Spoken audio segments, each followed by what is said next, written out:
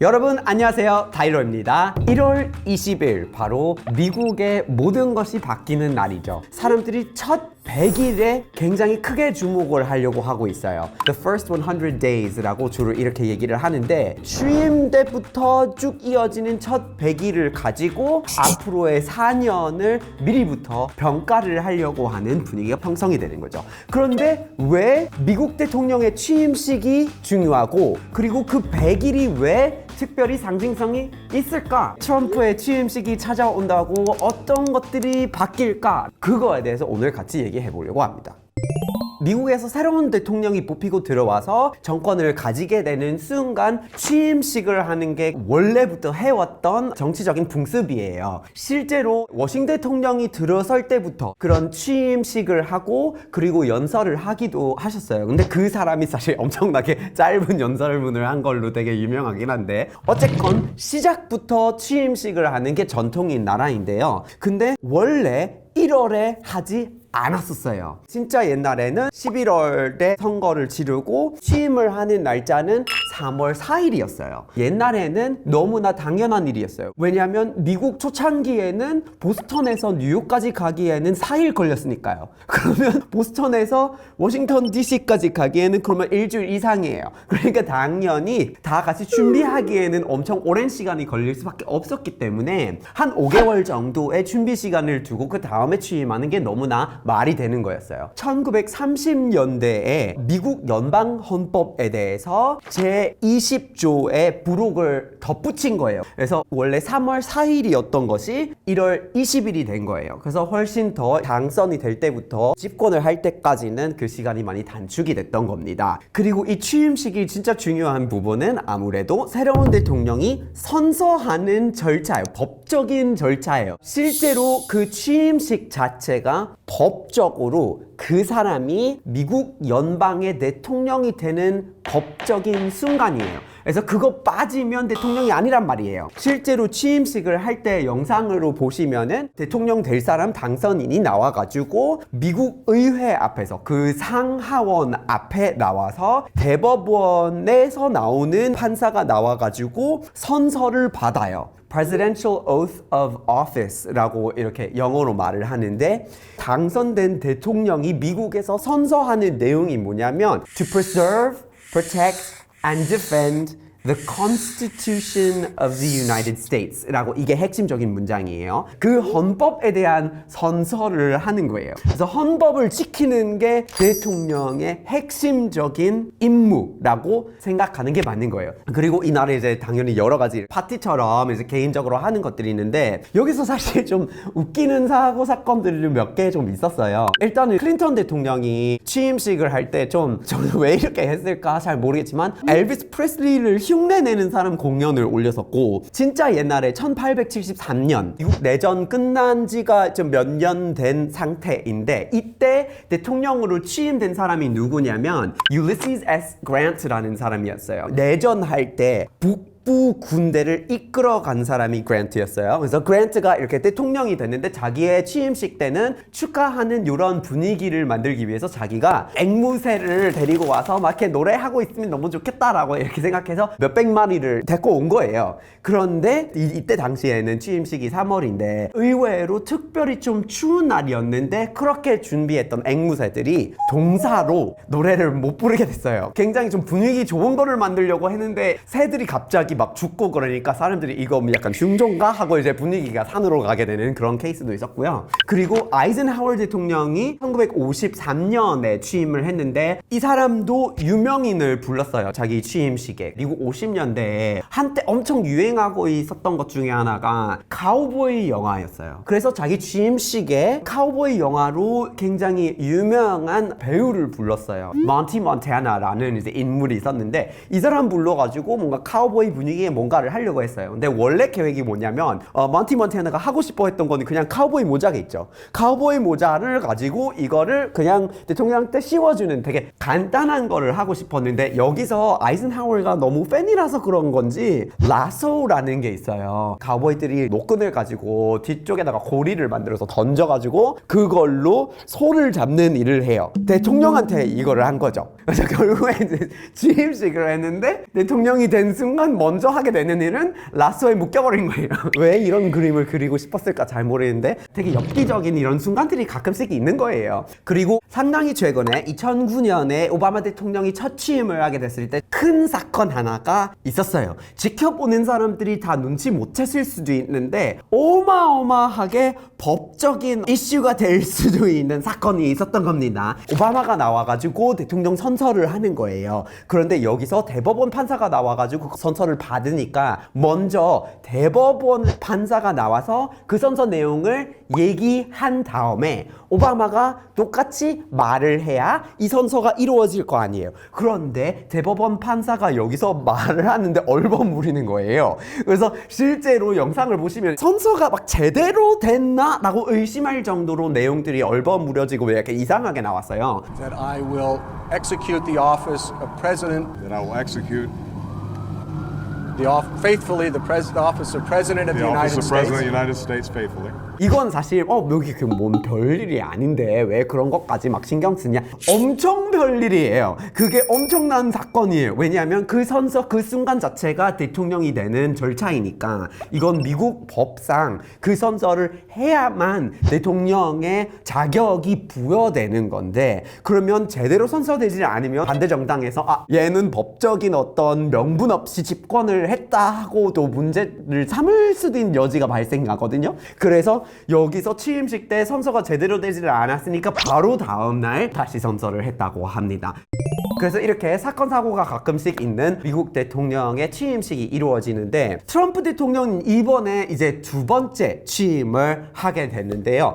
2017년 연초에 트럼프가 첫 취임을 하게 됐잖아요. 근데 그때 트럼프가 트럼프가 좀 약간 말을 좀 크게 하고 좀 과장이 좀 있는 걸로 어느 정도 좀 알려져 있긴 하잖아요. 그래서 자기가 그때 이제 취임을 했을 때 진짜 대박의 취임식이었어 이런 식으로 얘기 되게 많이 했었거든요. 그리고 그때 당시에 미국 정치의 어떤 모습이었는지 기억하실지는 모르겠지만 오바마에 대한 반감이 있는 사람들이 주로 트럼프를 뽑았던 시기였어요. 지금 상황은 많이 달라요. 그런데 그때 당시에 트럼프를 뽑았던 사람들 대부분은 오바마가 임기 2개 동안 즉 8년 동안의 그런 집권을 하면서 나는 이것저것 불만이 있다. 오바마 정권에 대한 불만이 있다라는 인식이 깔려 있었어요. 나라에서. 그래서 취임식을 하는데 자기가 오바마보다 잘 됐다라는 얘기를 되게 하고 싶었던 거예요. 그래서 자기 취임식 때 오바마보다 많은 사람들이 나왔다. 내 취임식을 했는데 여기서 150만 명이 워싱턴 몰이라고 이렇게 공원인데 여기 꽉 채워가지고 취임식을 봤다. 이렇게 얘기를 했어요. 왜냐면 오바마 대통령이 첫 취임을 하게 됐을 때 너무나 역사적인 순간이었죠. 흑인 대통령이 취임이 되는 날이었는데 그때 오바마 대통령이 첫 취임을 하게 됐을 땐 100만 명 넘게 그 공원에 나왔어요. 그러면 트럼프가 이것보다 더 크게 했다라고 자기가 주장했는데 사실은 그 이제 증거 자료가 남아 있어요. 몇 명이 나왔는지. 트럼프가 그렇게 150만 명이 나왔다고 하지만 사실은 한 50만 명 살짝 넘게 나왔어요. 확실히 좀 과장이 많은 사람이었고요. 근데 이거는 약간 이유 없이 과장을 하고 아무런 이유 없이 크게 하고 이렇지는 않고 실제로 뭔가 인기를 보여주고 싶은 자리인 거예요. 다들 선서를 지켜보려고 어차피 보고 있고 신문을 보고 확인을 하고 있는 건데 그러면 이 자리 자기 임기의 첫 시작을 할 때 크게 터뜨려야 사람들이 여기서 분위기가 좋고 뭔가 집권하기에 좀 원활하게 시작이 될 수 있다라는 인식이 있어요. 그래서 대통령들이 다 여기서 좋게 분위기를 만들고 크게 축하처럼 이렇게 하고 빠르게 움직이기 시작하고 싶어 하는 거죠. 그러면 트럼프가 이제 취임을 했는데 첫 100일을 가지고 사람들이 트럼프의 정권을 평가하기 시작을 하겠죠. 첫 100일 사이에 어떤 거를 하려고 하느냐. 이 첫 100일이 왜 중요하냐. 괜히 100일인 건 아니에요. 여기서 우리가 대통령의 어떤 새로운 임기를 평가하는데 첫 100일을 보게 된 역사적인 이유가 있습니다. 그게 바로 미국의 대공황이랑 관련이 있습니다. 미국이 대공황 때 엄청나게 어려운 시기를 겪었단 말이에요. 그러니까 일반 사람들이 정말 고생하면서 살고 있는데 그러면 새로운 대통령이 들어오고 이거를 좀 바꾸겠다 하면은 어느 정도의 뭔가 변화를 보고 싶겠죠. 여기서 바로 루즈벨트 대통령이 집권을 하게 되면서 자기 뉴딜 정책을 가지고 나라의 경제를 싹싹싹싹 바꾸려고 했죠. 집권을 하자마자 굉장히 빠르게 대공황을 겨냥하고 경제를 좀 바꾸려고 하는 그런 법을 진짜 많이 통과시켰어요. 첫 100일 안에 70개 이상의 새로운 법을 통과시켰어요. 이건 진짜 역대급인 거예요. 그리고 그거를 하는 동시에 fireside chat이라는 새로운 개념을 도입했어요. 실제로 벽난로 앞에 아까 앉아가지고 국민 여러분한테 이렇게 얘기를 하는 시간을 가지기로 했어요. 루즈벨트 대통령은 워낙 민심이랑 이제 연결고리가 크고 첫 100일 사이에 막 변화를 만드니까 사실 변화를 안 좋아하는 사람도 있을 수 있잖아요. 그러면 그거를 매끄럽게 갖고 가기 위해서는 많은 변화를 하고 있는 동시에 fireside chat를 도입해서 솔직한 소통을 막 하려고 했어요. 그래서 그 결과 FDR 대통령이 100일 사이에 미국을 확 바꿀 수 있는 엄청나게 속도가 빠른 정권의 변화를 이룰 수가 있었어요. 근데 이게 본보기가 된 겁니다. 이게 약간 잣대가 됐단 말이에요. 그래서 새로운 대통령들이 올라올 때마다 그러면 너네는 이제 못 폈는데 100일 사이에 뭐 법 몇 개 통과시킬 수 있을까? 100일 사이에 얼마나 많은 변화를 이룰 수 있느냐? 이제 이런 식으로 언론이 그런 식으로도 질문을 주고 그러면 새로 들어오려고 하고 있는 정권도 자기네 100일을 계획하고 들어와야 돼요. 우리 정권이 추구하고 있는 어떤 정책적인 방침을 우리가 얼마나 어디까지 그 100일 사이에 크게 딱 이렇게 때리고 갈 수 있느냐 요거를 자기가 평판이 생긴다 라는 인식이 명확하게 생겼고 언론에서도 그렇고 국민도 그렇고 백악관 자체도 그리고 의회에서도 당연히 그렇게 생각을 하는 거예요. 그러면 이렇게 상상해 보셔야 돼요. 대통령으로서 뽑혔는데 의회에서 활동하는 사람들이 있을 거 아니에요. 그러니까 집권을 했는데 법을 통과시켜야 되는데 의회를 통해서 빠르게 100일 사이에 이렇게 쫙쫙쫙쫙 보내야 되는데 반대쪽 진영에서는 그러면 대비를 했겠죠. 지네는 저런 정책적인 목표가 있으면 첫 100일 안에는 저거를 못하게끔 만들어야 되겠다. 왜냐하면 못하게끔 만들면 첫 100일 사이에 그렇게 평가가 돼서 봐봐 네가 하려고 했던 거는 못했네 역시 무능력한 대통령 이런 평판을 만들 수 있는 기회가 된단 말이에요 반대쪽 진영에서. 그런데 이번에 트럼프 대통령이 뽑히면서 결국 이제 의회 상하원 모두가 트럼프가 소속된 정당이 여당이 됐기 때문에 그러면 사실 그렇게 지장물이 없습니다. 그래서 첫 100일이 굉장히 빠르게 굉장히 많은 일들이 이루어질 것으로 예상이 되고 있어요. 그러면 트럼프의 첫 100일 도대체 뭘 하려고 하고 있을까요? 준비를 확실히 좀 많이 한 정권이기는 해요. 당선이 될 때부터 이미 대외 관계에 있어서 자기 목표들이 뭔지를 해외에 있는 사람들이랑 소통을 하기 시작했고 첫 발을 디디는 순간 그거를 바로 이제 밀어붙일 수 있게끔 준비를 굉장히 많이 한 것으로 보이는 정권이고요. 여기서 주목해야 되는 영역 몇 가지가 있습니다. 첫 번째 경제예요. 트럼프 대통령이 경제 얘기를 그동안 굉장히 많이 해왔어요. 미국 안에서는 시민들이 워낙 인플레이션 때문에 물가 상승 때문에 고생하는 경우가 많았었고 그거를 좀 풀어내야 된다는 과제가 있기 때문인 부분도 있고요. 그리고 트럼프 대통령이 그동안 또 경제 관련된 내용들을 다른 나라와의 관계에 있어 또 활용을 하려고 하는 얘기를 많이 해왔죠. 역시 관세를 많이 언급했습니다. 무역을 하고 있는 심지어 동맹 국가까지 관세를 10%에서 20% 정도 높이겠다. 문턱을 높이는 일을 하겠다는 얘기를 해왔고요. 부정적인 경쟁 관계에 있는 예를 들어서 중화인민공화국 같은 경우에는 그것보다 훨씬 더 큰 관세를 때리겠다는 얘기를 해왔죠. 60%까지 얘기를 해왔는데 과연 이 관세를 얼마나 심각하게 도입할지 그거는 좀 두고 볼 일이긴 하지만 왜 트럼프가 관세에 집착을 할까 이 질문을 던지는 게 더 의미가 있다고 저는 생각을 하는데요. 근데 여기서 어떤 사람들이 그렇게 얘기를 해요. 미국은 이제 고립주의 때문에 그동안의 자유무역보다는 다시 자기만의 경제로 돌아간다라는 이런 해석을 하는 사람들은 있어요. 그래요. 이게 어떤 논리인지는 알겠습니다. 하지만 그게 트럼프가 관세를 언급하는 이유일까? 그거는 모르겠어요. 트럼프가 관세를 자꾸나 언급하는 이유는 실제로 관세를 올리고 싶어서 일까요? 아니면 다른 나라로부터 원하는 것들이 있는데 그거를 안 해주면 관세를 올리겠다는 식으로 쭉 해왔죠. 그러면 실제로 관세를 올리고 싶어 하는 사람인가? 라는 질문을 던질 수 있다는 거죠. 그걸 이용해 가지고 딴 거를 얻어내려고 하는 거예요. 트럼프한테는 관세가 재직질인 거예요. 그런데 특별히 관세에 너그럽게 생각하는 이유가 사실 트럼프 자기만의 입에서 튀어나온 적이 있어요. 그동안의 인터뷰들 보시면 전혀 미국 고립주의랑 무상관이에요. 이 사람 머릿속에 있는 게 어떤 거냐면 미국의 역사가 자기 머릿속에 있는 거예요.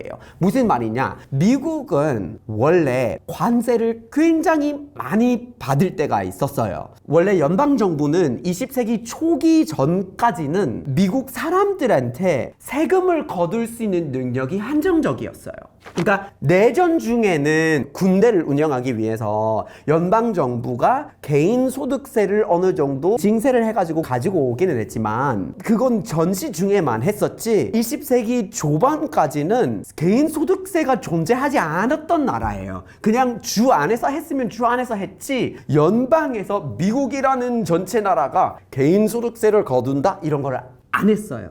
정부가 돈을 벌었던 방법은 무역할 때의 관세였어요. 그리고 소득세가 도입이 됐던 거는 미국 20세기 초반쯤이었어요. 그래서 1913년 때부터 연방정부가 미국 사람들로부터 소득세를 거두기 시작했는데 그 수준이 매우 현저히 낮은 수치였어요. 진짜 막 1%인가 5%인가 엄청 낮았어요. 근데 요즘에는 막 20% 되게 많이 올라가 있단 말이에요. 그런데 보수적인 사고를 갖고 있는 사람들은 연방정부가 여기저기 개입을 하고 돈을 거두어 가고 이렇게 하는 것들을 좀 줄이고 싶어 하는 사고를 가진 사람들인데 요거를 만약에 개인소득세를 좀 줄일 수 있으면 사실 인기가 폭발을 하겠죠. 당연히. 왜냐하면 시민들이 여기서 부담을 덜 느끼니까. 트럼프 생각에는 아니 과거에 이걸 관세로 했었고 분명히 시장에 들어오려고 하는 사람들이 굉장히 많은데 관세를 올릴 수 있는 여지가 있다라고 보는 거예요. 그래서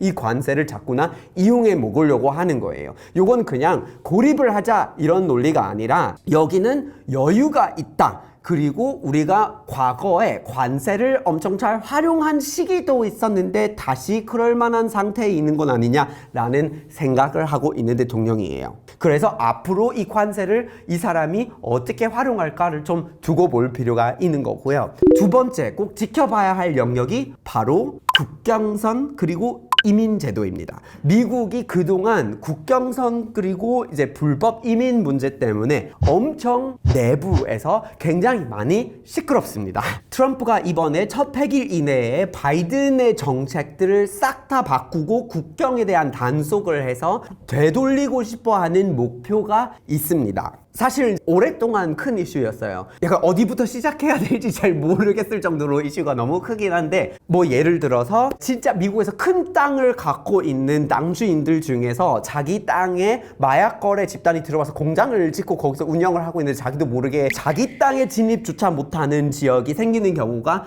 발생했어요. 그래서 요거는 진짜 국경선 제대로 관리가 돼야 된다라는 사고를 하게 되는 사람들이 좀 많아지는데 큰 계기가 되기도 했고요. 그리고 2024년 연말에 굉장히 비극적인 사고가 있었는데요. 바로 뉴욕시에 있는 한 지하철에서 어떤 남성이 여성분한테 불을 지퍼가지고 죽였거든요. 그런데 남성이 불법 이민자였거든요. 불법 이민을 한번 했었다가 2018년에 트럼프 정권 때 불법 이민했기에 추방을 한번 당했었어요. 그런데 또 다시 국경 관련된 단속줄이 바이든 정권 때 느슨해져 가지고 거기서 또 불법 이민으로 들어와서 미국에서 활동을 하고 있었는데 다시 범죄를 저질러 가지고 어떻게 이렇게 국경이 제대로 관리가 안 되냐? 라는 거에 대해서 의견이 많이 나오고 있었고요. 그래서 이런 시스템에 대해서 불만이 있는 미국 사람이 많으니까 트럼프가 여기서 개편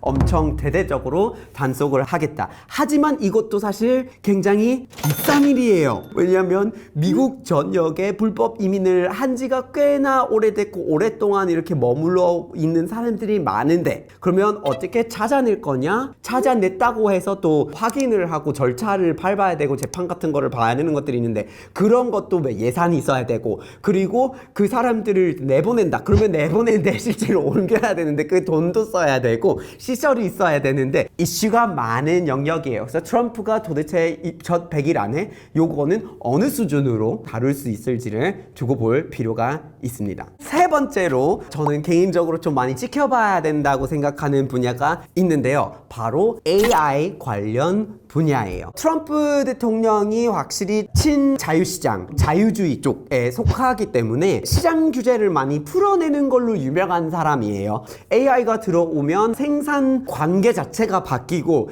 시장에서 부가 한쪽으로 쏠릴 수 있는 위험성이 있고 이 AI가 이런 거에 대한 통제가 아예 없는 상태에서 이렇게 발전이 되면 정말 혼란스러운 세상이 될 수 있을 거라고 생각해 왔기 때문에 바이든 대통령은 여기서 대통령령을 이용해 가지고 AI 분야에 대해서 규제에 대한 기반을 좀 깔았어요. 그래서 여기서 중요한 포인트가 뭘까요? 대통령령이었어요. 대통령령이 뭘까요? 대통령령은 그냥 대통령이 직접 지시해서 시행령 같이 내린 명령이에요. 그런데 요거는 법적인 효력을 가질 수는 있지만 그렇게 든든하지는 못해요. 의회에서 갑자기 이걸 이제 반대하는 내용으로 법을 지정하면 이 대통령령은 그냥 증발했다고 생각을 하시면 되고 대법원에서 이거에 반대되는 내용들이 판결이 되면 이것도 역시나 그냥 증발을 해버리고 그리고 다음 대통령이 생각이 바뀌어서 뒤엎는 내용의 대통령령을 만들면 이것도 역시 증발을 해버리는 겁니다. 그래서 대통령령은 지속성은 없지만 정책적인 방향을 제시하는데 빠르게 채택되는 장치 중에 하나예요. 여기서 바이든 대통령이 AI에 대한 어떤 발달 방향이나 산업에 대한 규제를 지금 시작하려고 했던 거죠. 그래서 바이든 대통령 때는 보고 의무를 만들었어요. 그러니까 기업들이 자기가 어떤 AI를 만들었는데 AI 기술이 어디까지 어떤 일을 할 수가 있고 그 데이터의 어떤 수집 방법이라든지 활용 방법에 대한 보고 내용도 있었고 어떤 식으로 풀려질 수가 있는지에 대해서 보고할 의무가 있었다고 그랬어요. 바이든 대통령은 여기서 이 규제나 보고를 받고 좀 관리를 하는 기관으로 어디를 두기로 했냐면 미국의 상무부였어요. Department of Commerce인데요. 그래서 상무부에다가 보고하고 이런 내용들이 들어가는 걸로 이렇게 세팅을 해놨는데 하지만 그거를 역시 대통령령으로 했기 때문에 강력하지는 못하고 규제를 이렇게 하는 거 싫어하는 트럼프 대통령이 들어서는 순간 이거를 다 뒤집어 버리겠다는 얘기를 하는 거죠. 근데 분명히 그동안 이제 트럼프 대통령이 약간 IT 쪽 사람들의 어떤 좀 지지를 많이 받아왔죠. 특히 표현의 자유에 대한 얘기를 하면서 그런 뭐 소셜미디어 플랫폼 규제들 좀 다 풀어내겠다라는 이런 방향이 있었기 때문에 메타라든지 아니면 뭐 X, 일론 머스크나 기업들이 굉장히 이제 트럼프의 방향성을 좀 바람을 넣어주고 있는데 트럼프가 얼마나 길을 개척해 줄 거냐 이렇게 이제 기업계에서 좀 많이 지켜보고 있을 거예요. 트럼프가 원하는 방향성에 대해서 몇 가지 좀 찾아보긴 했는데 이 보고 의무를 먼저 없애는 거 그게 이제 제일 첫 번째로 바꾸고 싶어 하는 내용으로 알고 있는데요. 즉 미국 시장에서 AI를 다루고 있는 기업들이 연방정부의 모든 내용을 다 공유를 하고 보고하고 이 구조는 원하지 않는다. 그러니까 다른 식의 규제를 할 수도 있어요. 트럼프는 아예 규제를 안 하는 사람은 아니에요. 할 수도 있어요. 그런데 자기가 원하는 구조의 규제들은 상무부에다가 보고를 하고 이런 방식으로 하는 거는 원하지 않는다. 그걸 없앤다라는 방향을 두고 있고요. 그리고 이제 더 지지를 하고 싶은 것들은 혁신이에요. AI 분야가 더 빠르게 성장을 했으면 하는 거죠. 그래서 그 성장에 지장이 될 수도 있다고 보는 이 절차적인 것들을 다 없애려고 하겠죠. 그 이유가 뭘까요? 궁극적으로 미국과 경쟁을 하고 있는 패권 경쟁을 하고 있는 국가와 제대로 맞서고 싶기 때문이에요. 그래서 트럼프 대통령이 AI 분야에서 겨냥하고 있는 나라가 바로 중화인민공화국이에요. 그래서 군사 관련, 국가안보 관련된 부분이 있을 수 있는 AI들에 있어서는 그건 엄청나게 규제할 가능성이 높아요. 그래서 시장에 자유롭게 좀 냅두되 군사적으로 활용을 하거나 아니면 중화인민공화국 쪽으로 넘어가면 안 될 것 같은 것들에 있어서는 대대적으로 여기서 좀 강력하게 필요하지 않을까. 근데 여기서 이게 왜 지켜봐야 되냐? 뭐 물론 그 내용이 우리한테 많은 영향력을 끼치겠죠. 타이밍이 너무 중요해서 지켜봐야 돼요. 트럼프가 아니고 만약에 바이든이 뽑혔다면 바이든이 원래 깔았던 그 규제 내용들이 앞으로 산업의 기반이 됐을 거예요. 그런데 이제 AI가 기업 쪽에서 개발을 하고 시장에 내놓고 더 학습시키고 만드는 이 타임라인을 봤을 때 2025년에는 굉장히 많은 것들이 준비가 되고 많은 것들이 개발이 됐기 때문에 전환점이 될 것으로 분석이 되고 있어요. 근데 하필이면 이때 자기만의 새로운 궤도를 만들 거는 바이든 대통령이 아니라 트럼프가 하게 됐단 말이에요. 그러면 트럼프가 이 초반에 AI 분야에 대해서 어떤 구조의 규제, 이게 앞으로 미국에서 최소 4년 동안 규제의 기반이 될 거고, 트럼프 대통령이 역시나 공화당에 있는데 공화당이 상하원도 갖고 있기 때문에 그냥 대통령령이 아니라 금방 법의 기반을 만들 수 있는 입지가 있어요. 그래서 AI가 확 터질 해 시초에 갑자기 이 기반을 좀 깔아둘 수 있는 입장에 있는 좀 특이한 타이밍이 있어서 이 시점에 있어서 이 첫 100일 동안 AI 관련 정책들이 어떻게 될지 앞으로 우리의 어떤 미래를 결정하는 시기가 되기 때문에 지켜볼 필요가 있다는 거죠.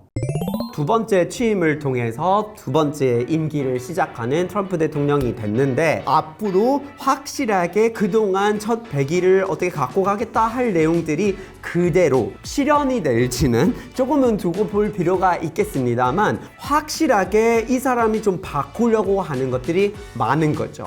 그리고 자기 입으로 얘기를 했을 때 첫 100일을 거의 하루 혹은 일주일로 압축을 시키겠다고 했는데 그걸로 우리가 트럼프가 이번 정권 때 얼마 정도의 관성이 있는지를 평가할 수가 있겠죠. 하지만 이렇게 거대하게 바꾸려고 하는 일들이죠. 관세를 높이고 경제를 바꿔서 이민제도를 개혁하고 군사를 위한 어떤 새로운 방향성을 설정하고 이런 엄청난 변화들이기 때문에 그 결과가 어떻게 될지는 우리가 확실히 두고 볼 필요가 있겠습니다. 앞으로 미국에서 생길 수밖에 없는 많은 변화들에 대해서 관심이 있고 더 얘기를 듣고 싶어 하시면 타일러 볼까요? 에서 저와 함께 미국에 대한 이야기를 더 함께 나누어 보시죠.